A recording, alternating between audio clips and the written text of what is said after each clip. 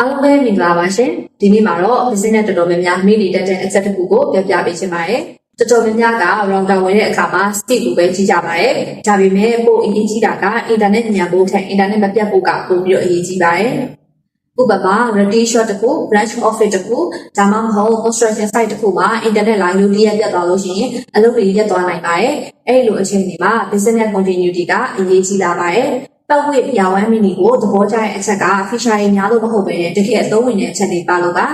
ပထမအချက်ကတော့ backup connectivity ပါ primary internet မှာပြဿနာတစ်ခုခုဖြစ်လာရင် backup connection ကိုပြောင်းပေးနိုင်တဲ့အတွက်လုပ်ငန်းကဆက်လက်လည်ပတ်နိုင်ပါတယ်နောက်တစ်ချက်က remote management ပါ branch တွေ remote site တွေကိုပြဿနာဖြစ်တိုင်းသွားစစ်စရာမလိုပဲအဝေးကနေစီမံခန့်ခွဲနိုင်တာက IT တွေအတွက်အခြေအများကြီးသက်သာစေပါတယ်တခါတလေ router တွေက office ထဲမှာပဲသုံးဖို့အဆင်ပြေပါတယ်ဒါပေမဲ့ပတ်ဝန်းမဲ့ VR1 mini ကတော့ made for top environment ဖြစ်တဲ့အတွက် vehicle warehouse construction site ဒါမှမဟုတ်အပြင်ဘက်ပတ်ဝန်းကျင်တွေလိုနေရာမျိုးတွေမှာလည်းအသုံးပြုနိုင်ပါတယ်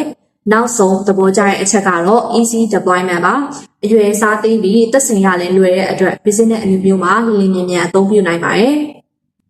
ဒါကြောင့် business router ရွေးတဲ့အခါမှာ specification ကိုပဲမကြည့်ပါနဲ့ internet connection တည်နေအောင်လို့ backup connectivity ရှိတာ remote site တွေကိုရော manage လုပ်ရတာလွယ်လား business growing ဖြစ်တဲ့အခါမှာရော line လုံးကြီးရှိတာဒီအချက်တွေကိုထည့်သွင်းစဉ်းစားသင့်ပါတယ်ကိုယ့်လုပ်ငန်းကိုတကယ်အထောက်အကူပြုမဲ့ solution ဖြစ်မဲ့ဖြစ်ကိုလည်းထည့်သွင်းစဉ်းစားသင့်ပါတယ်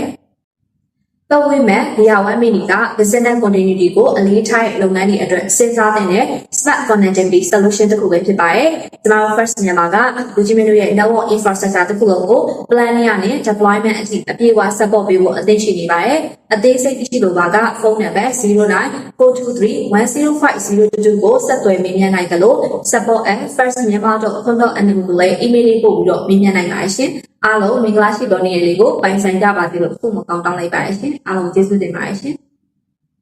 First မြန်မာရဲ့ technology update နဲ့ ID knowledge တွေကိုဒီ social media platform အားလုံးမှာအမြဲမျှဝေပေးနေပါတယ် platform link တွေကိုလည်း description မှာဖော်ပြပေးထားပါတယ် update တွေကိုလည်းမလွတ်စေဖို့အခုပဲ follow လုပ်ထားလိုက်ပါနော်